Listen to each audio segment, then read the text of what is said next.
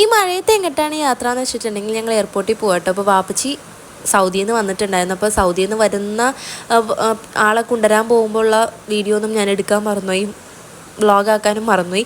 പക്ഷേ ആളുടെ ഒരു പെട്ടി എയർപോർട്ടിൽ ബ്ലോക്കായി കിടപ്പുണ്ടായിരുന്നു. അപ്പോൾ നമ്മളത് മേടിക്കാൻ വേണ്ടി പോയിരുന്നു. അപ്പോൾ നല്ല മഴയായിരുന്നു കേട്ടോ. നല്ല മഴ എന്ന് വെച്ചാൽ നല്ല മഴയായിരുന്നു. അങ്ങനെ നമ്മൾ ഇടയിലൊരു കടയിൽ കയറിയിട്ട് ഐബോൾ ജെല്ലി മേടിച്ചിട്ടുണ്ടായിരുന്നു.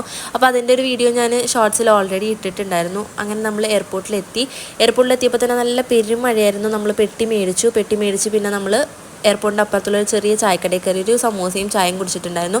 അങ്ങനെ നമ്മൾ ചായയും സമൂസയൊക്കെ കുടിച്ച് കഴിഞ്ഞപ്പോൾ കുറച്ച് മിഠായി മേടിക്കണമായിരുന്നു. അങ്ങനെ മിഠായി മേടിക്കാൻ വേണ്ടി നമ്മൾ എയർപോർട്ടിൻ്റെ അപ്പുറത്തുള്ള പാം ട്രീ എന്ന് പറഞ്ഞിട്ടുള്ള മിഠായി കടയിൽ കയറി. മിഠായിയുടെ കട കണ്ടതും രണ്ടാളുടെയും എല്ലാവിധ കൺട്രോളും പോയി. അത് മേടിക്കുക ഇത് മേടിക്കുന്ന പറഞ്ഞാൽ എല്ലാ മിഠായികളും തൂത്ത് വരുന്നുണ്ടായിരുന്നു. അങ്ങനെ നമ്മൾ അത്യാവശ്യം എല്ലാ മിഠായികളും തന്നെ മേടിച്ചിട്ടുണ്ടായിരുന്നു.